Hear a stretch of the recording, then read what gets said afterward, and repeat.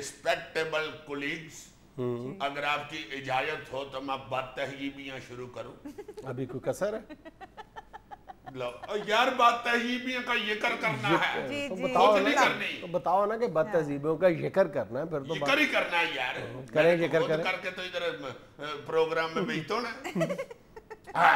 ناظرین، جو پہلی بات تہذیبی کا میں ذکر کرنا چاہ رہا ہوں وہ یہ ہے کہ جب ہم کسی کے گھر جاتے ہیں اس کے ڈور پہ جا کے بیل دیتے ہیں یا دروازہ نوک کرتے ہیں، اس کے بعد اسلامی پوائنٹ آف ویو سے بھی ہمارا یہ بنتا ہے کہ ہم دروازے کے ایک سائڈ پہ ہو جائیں. مگر میں نے یہ بات تہذیبی اکثر دیکھی ہے کہ لوگ جب کسی کے دروازے پہ جا کے دروازہ نوک کر کے بیل دے کے کھڑے ہوتے ہیں تو پھر اندر چانکنا شروع کر دیتے ہیں. بالکل دروازے کی چیت میں سے یا کسی سراخ میں سے اندر دیکھ رہے ہوتے ہیں کہ آیا کوئی کہ نہیں ہلے. کچھ لوگ بیچارے یہ بھی دیکھ رہے ہوتے ہیں کہ کدھر ایک کتا تو نہیں کھلا. مگر پھر بھی یہ بدتہذیبی ہے. کسی کے دروازے کے اندر جھانکنا اور دیکھنا جو ہے انتہائی بری بات ہے اور میں سمجھتا ہوں گناہ ہے. عزیزہ بھی جھانکنے کے حوالے سے چھتوں پہ چڑھ کے دوسرے کے گھر میں جھانکنا بھی بدتہذیبی ہے. ہاں میں نے اکثر دیکھا کہ کئی گھر ایسے ہوتے ہیں بیچارے نیچے جو جن کے گھر میں چاتی پڑتی ہے تو وہ لوگ اوپر سے چاتیاں مار رہے ہوتے ہیں. کئی تو ایسے میں نے شودے لوگ بھی دیکھے ہیں کہ جو نیچے سے بھی اوپر چاتیاں مار لیتے ہیں. گلیوں میں سے گزرتے ہوئے بھی بعض لوگوں کی عادت ہوتی ہے کہ وہ گھروں میں جھانکنا اپنا فرض سمجھتے ہیں. عام یعنی ان کا کوئی تعلق نہیں ہوتا کسی گھر سے، لیکن ان کی پوری کوشش ہوتی ہے کہ چلتے چلتے بھی دیکھ لیں کہ دروازے کے پیچھے کون ہے. یا گلی میں سے گزرتا ہوا بندہ کو دیکھ لینا کوئی خاتون باہر کھڑی ہے کسی کے گھر کے باہر، وہ ضرور ہمیں جاتے دیکھتے جاتا ہے. بندہ پوچھے چلے جاؤ آرام سے سیدھے منہ کیا دیکھ رہے ہو بھائی، تم کو حیا کرو. بالکل. اچھا، بد تہذیبیوں کے حوالے سے ایک بات کا میں ذکر کرنا چاہتا ہوں خاص طور پہ کہ جن لوگوں کو اللہ نے اتنی استطاعت دی ہوئی ہے کہ ان کے پاس شوفر ڈرائیور ہوتے ہیں ان کی گاڑیوں کے، یا ملازموں کے ساتھ بھی یہ رویہ عام طور پر یہ اس طرح کا سلوک روا رکھا جاتا ہے کہ جب وہ لوگ کہیں پر جاتے ہیں، کسی کے گھر مہمان جاتے ہیں یا کسی میٹنگ پہ جاتے ہیں، تو وہ اندر جا کے بھول جاتے ہیں کہ ان کے ساتھ ایک ڈرائیور بھی ہے جو جیتا جاگتا ہے انسان ہے، جس کو پیاس بھی لگتی ہے، بھوک بھی لگتی ہے، گرمی بھی لگتی ہے، سردی بھی لگتی ہے، لیکن وہ بھول جاتے ہیں اندر جا کے کھانا خود یعنی پیٹ بھر کے وہ کھانا ٹھونستے ہیں یعنی اور انواع و اقسام کے کھانے کھاتے ہیں، پیاس بجھاتے ہیں، سب کچھ کرتے ہیں، لیکن بالکل ان کو ایک لمحے کے لیے بھی یاد نہیں آتا کہ باہر بھی ایک انسان انہوں نے چھوڑا ہوا ہے جس کی کوئی خبر نہیں لیتے. میرا خیال ہے تم کسی کے گھر جا کے یہ کہہ رہے ہو. میں نے دیکھا کہ یہ کئی گھروں کے باہر اب تو یہ رواج ہی چل پڑا ہوا ہے نا، گھر کے باہر ٹینٹ لگے ہوئے ہیں بڑے بڑے افسروں کے، بڑے بڑے سیاستدانوں کے، ادھر بیچارے چوکیدار بیٹھے ہوئے ہیں، پولیس والے بیٹھے ہوئے ہیں، صاحب اندر بیٹھے ہوئے ہیں اے سی کے، اور باہر وہ بیچارے اپنے شٹولوں پہ چارپائیوں پہ ٹینٹ کے اندر گھسے ہوئے ہیں. یار کئی ایسی جگہ میں نے دیکھی ہیں، غور سے میں نے کوشش کی ہے دیکھنے کی کہ مجھے کہیں کوئی جگ پانی کا نظر آ جائے یا کوئی کولر پڑا ہوا نظر آ جائے، کوئی ٹھنڈی چیز ہی نظر آ جائے، کوئی مٹکا کڑا. بالکل نہیں. وہ اندر صاحب بیٹھے ہوئے ہیں، وہ بیچارے باہر تڑف رہے ہیں. اور اگر کوئی بیچارہ وہ پیاسا یا بھوکا اک کے کہیں نزدیک سے کوئی کھانا کھانے چلا جائے یا وہ کوئی بوتل لینے چلا جائے، وہ کون سی ہوتی ہے، وہ منرل واٹر، من واٹر کی، تو اس کی ایکسپلینیشن ہو جاتی ہے. یار پہلے تم اس کو کچھ کھانے پینے کے لیے دے ہی تو وہ بیچارہ نہ ہٹے، اور اگر نہیں دیا ہوا تو چلو پھر اس کو کہیں کھانے پینے کے لیے من واٹر نہ سے اس کو یہاں پہ کوئی نلکن واٹر ہی لگوا دو.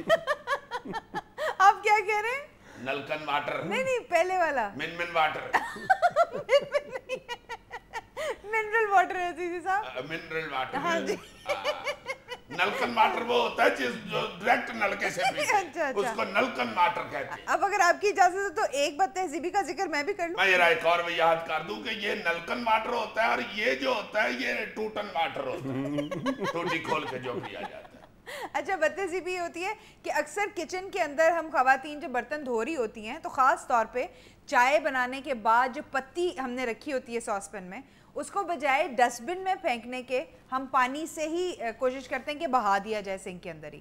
اسے ہوتا یہ ہے کہ گٹر بند ہونا شروع ہو جاتے ہیں اور وہ پھر پرابلم ہوتی ہے. خاص طور پہ آج کل موسم ہے برسات کا، تو وہ گٹرے بند ہوتے ہیں تو سارے کا سارا پانی گھر کے اندر آتا ہے. تم بات یہ بھی بتاؤ، تم تو آپا یہ بیٹا کہ ٹوٹکے بتانے شروع ہو گئی. وہ آپا بتا رہی ہیں بڑا بڑا اچھا ٹوٹکا، یہ جو گٹر بند ہو جاتا ہے نا وہ سنک وغیرہ کا، اس کا یہ بھی ٹوٹکا ہوتا ہے کہ اس کے اوپر کاسٹک سوڈا رکھ کے گرم پانی والی ٹوٹی کھوڑ دے تو وہ سارا گٹر کھل جاتا ہے.